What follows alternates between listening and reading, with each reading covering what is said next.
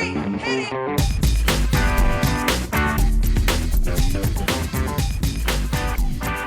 Good morning, good afternoon, good evening, and welcome to today's Caffeine for the Soul. And if you're new to these podcasts or you enjoy them and want to learn more, check out our free basic course at michaelneill.org/basic course. This idea, or the idea for today's episode, is a sort of a self-help trope, which is the idea that there's nothing wrong with you. And there are books called There's Nothing Wrong With You. I have I definitely a chapter in my first book called There's Nothing Wrong With You. I probably have the phrase There's Nothing Wrong With You comes up repeatedly throughout my work. I may well have done a podcast or two called There's Nothing Wrong With You. And the reason for that is there's nothing wrong with you. But nobody believes that. And I came to realize after years of talking about it that I didn't either. I thought it was a really nice idea. It was very comforting. It was like when my grandmother would get me candy after I lost a race at school and kind of love me anyways. And it was like, okay, there's nothing wrong with me. I didn't believe her, but it was nice to be taken care of in that way. And then one day, and this is a story I've shared many times because it's the story of when my life completely changed. I was listening to an audio recording of the Scottish mystic Sid Banks, and I heard him say, every human being is sitting in the middle of mental health. They just don't know it. And for whatever reason that day, I heard it.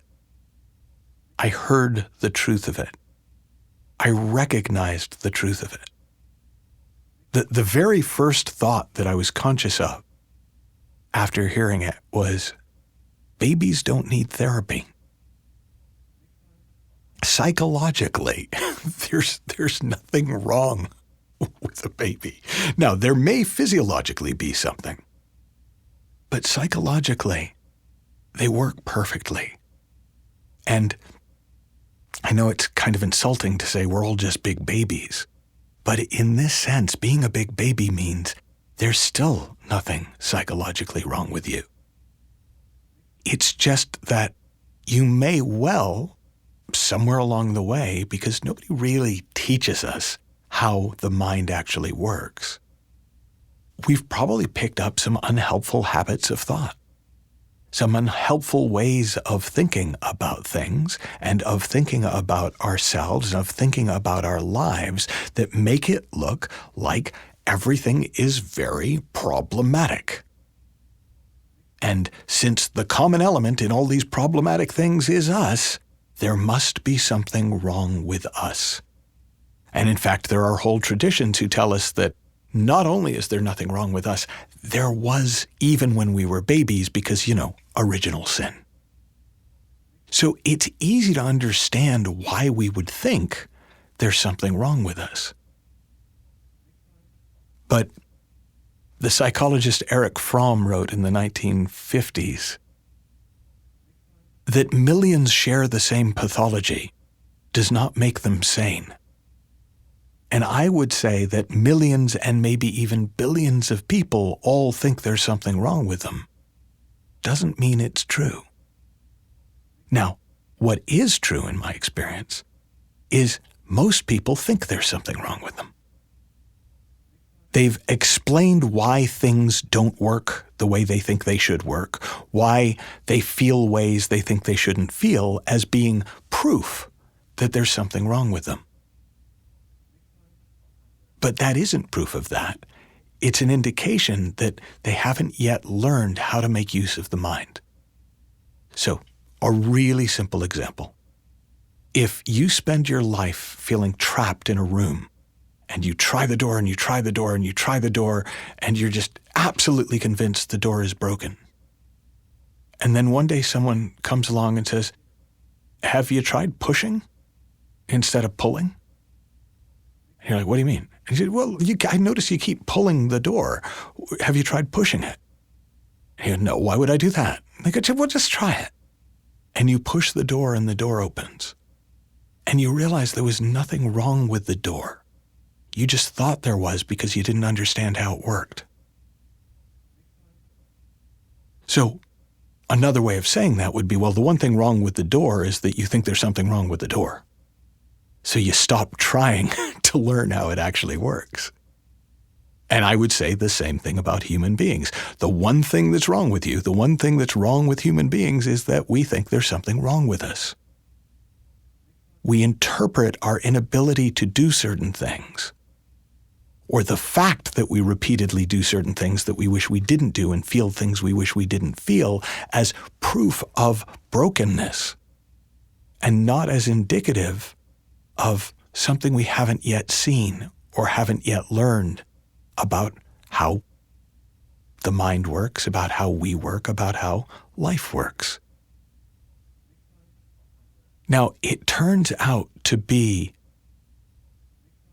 ridiculously liberating when you start to see that the only thing wrong with you is the thought that there's something wrong with you.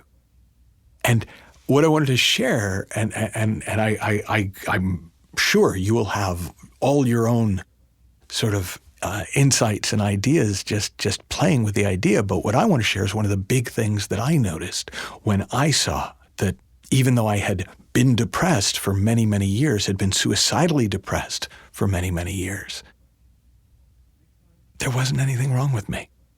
I was just innocently misusing the gift of thought, revving it up to create massive anxiety, and then the genius of the design, the kindness of the design, and it shut off from overheating, which I experienced as a kind of a deadness, which I was told was depression, which I was told was a disease, which I was told was something wrong with me, which I then fought to fight against and to fix and to cure, thereby locking myself into a cycle of constantly battling my own health.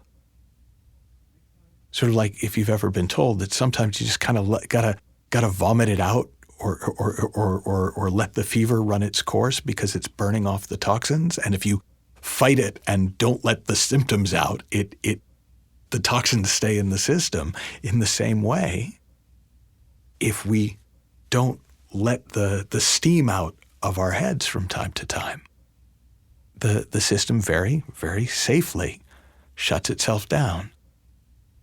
And if we understand that, we can just leave it for a bit. And we can just settle down for a bit, and we come back to ourselves quite quickly. And if we don't understand that, if we think it's a sign that something's wrong with me, then I've got to go fix it, and then I rev back up, and the cycle repeats. So here's the most practical thing I've seen.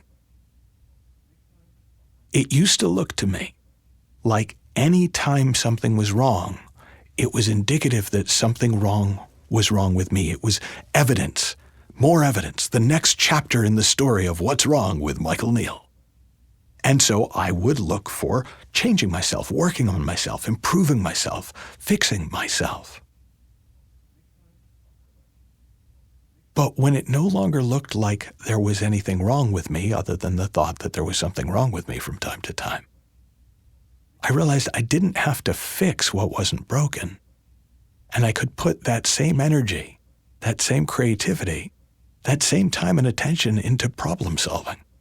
Because sometimes there are problems to solve in the world. There are obstacles we need to overcome or find a way around.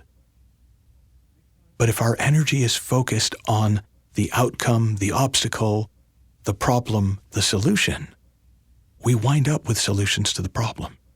We wind up getting past the obstacle.